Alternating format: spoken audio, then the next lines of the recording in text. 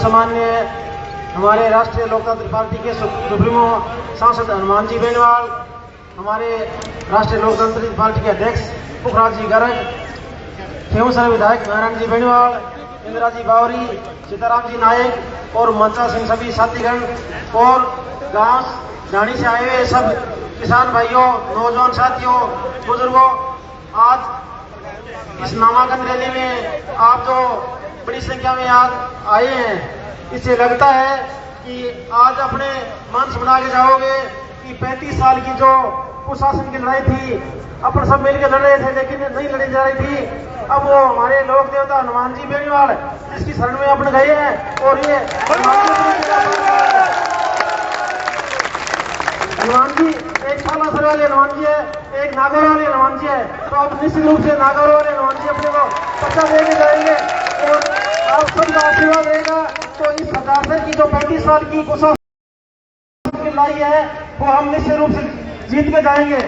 35 साल तक बीजेपी और कांग्रेस ने दोनों ने इस सरदार को हर क्षेत्र में पिछड़े रखा। कोई विकास का कोई काम नहीं हुआ, चाहे बिजली का काम हो, सड़क का काम हो, चाहे हॉस्पिटल 100 बेड की मांग हो। घोषणा सब बार बार करते थे। पिछली बीजेपी राज में राजेंद्र राठौड़ ने घोषणा की थी 100 बेड की, अब भंवरलाल जी ने घोषणा कराई थे पहले, लेकिन आज तक इस हॉस्पिटल का कोई काम नहीं हुआ।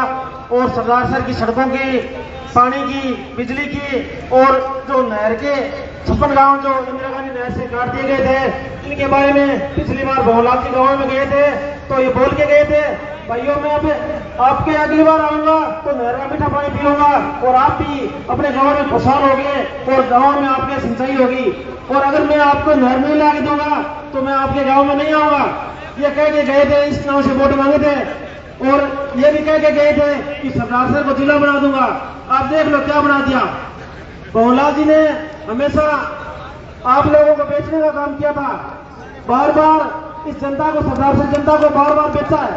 मैं खुले भी देता हूँ भंवरलाल जी ने, लेकिन इसके बेटे को चुनौती देता हूँ कि आप आम पैदा होता है, आपके आग पैदा होता है, इसलिए नया आग मत पैदा कर लेना। क्योंकि 35 साल से जो अपने जेल में थे बार बार, मैं चुनाव लड़ा था तब गांव के बुजुर्गों ने मेरे को कहा था कि हम अभी 1-2 साल में मरने वाले हैं, आप हमारी बात पूरी करो, हमारा लक्ष्य है भंवरलाल को हराना। तो बुजुर्गों ने मेरे को ईमान धर्म से सौगंध खवाएगा कि आप इस भंवरलाल को हराओ।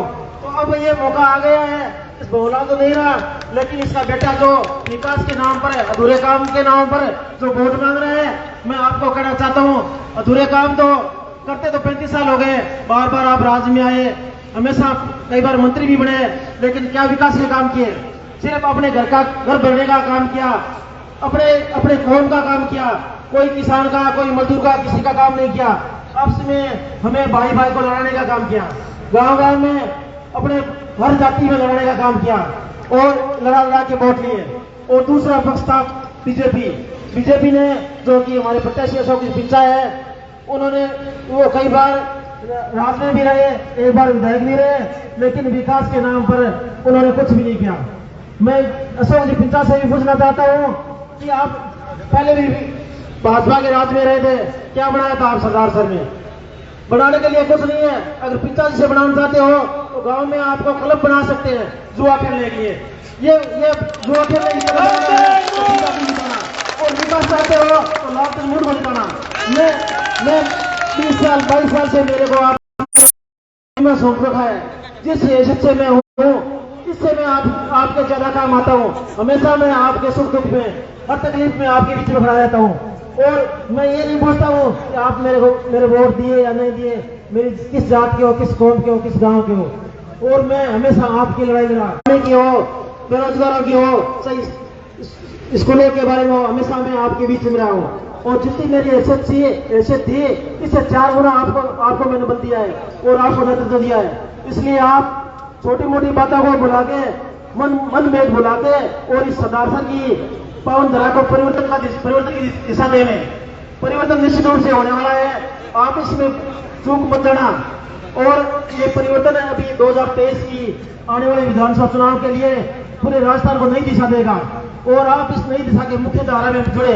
आप इस नई धारा को शुरुआत करें और निश्चित रूप से आप जो आज इस संख्या में आए हैं इससे उम्मीद लगती है कि आपने अब कुछ मन बना लिया है तो निश्चित रूप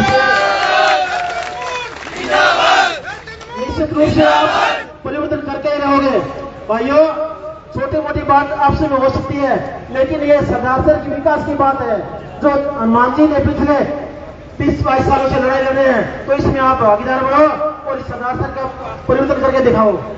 और मेरे को भाई साहब हनुमान जी ने RLP का उम्मीदवार बनाया है, आप सबके विश्वास पे बनाया है और मैं आप सबको विश्वास दिलाना चाहता हूँ कि आप अगर मेरे को जिताओ तो निश्चित रूप से मैं आपको ये विश्वास दिलाता हूँ कि आपके सरकार से जो भ्रष्टाचार हो रहा है, जो डिजायरों का खेल चल रहा है, अभी हमारे विधायक पुत्र अनिल जी शर्मा जो कि 4 साल से कांग्रेस राज में है और वो क्या करते हैं, तहसील लगाने के लिए इंतजार करते हैं। इंतजार में क्या करते हैं वो सबको पता है और हर अधिकारी के इंतजार में वो विचार पैसे लेने का काम करते हैं, दलाली का काम करते हैं। मैं आपको ये कहना चाहता हूँ कि मेरे पीछे तहसील कार्यालय है, तहसील कार्यालय है जिसमें सरेआम आप लोगों के जमीन जायदाद लेते हो, 1% ये चोर लेते हैं। मैं आपको विश्वास दिलाना चाहता हूँ 8 तारीख के बाद में जो 1% लेता है, मैं किसी तरह से हारो या जीता हूँ, मैं आप 8 तारीख के बाद में आपका 1% बंद कराऊंगा, आपसे चोर बंद कराऊंगा। और भी बहुत से मुद्दे हैं जिसको हम सब मिलकर लड़ेंगे और जो व्यवस्था परिवर्तन की लड़ाई है वो हम सब मिलकर लड़ेंगे। अकेला आदमी कुछ नहीं कर सकता और सब आप तन मन धन से आप युवा साथी जो आप जोश दिख रहा है, निश्चित रूप से मैंने संघर्ष किया है। कुछ आदमी जो लड़ाई करता है, संघर्ष करता है, तो इसके पास बर्बादी के अलावा कुछ नहीं।